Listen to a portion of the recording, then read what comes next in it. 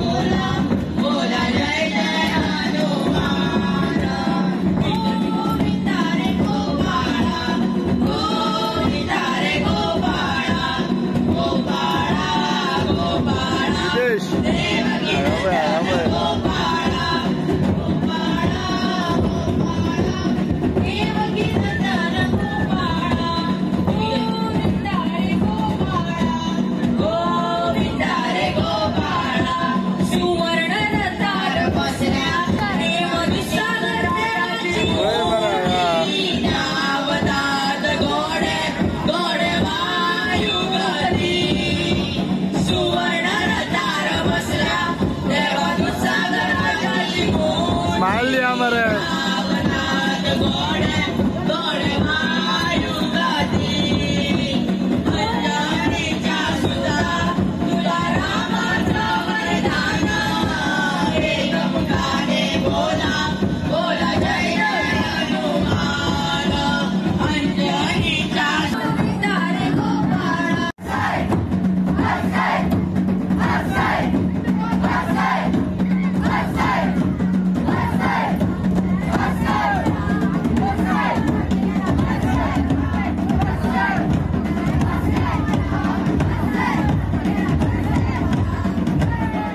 शिगमो सोपलो काय नव्या वर्साक येवकार दिता तो म्हळ्यार गुढीपाडव्याक। नव्या वर्साच्या पहिल्या दिसा नवे संकल्प करून प्रगती कडेन वाटचाल करता।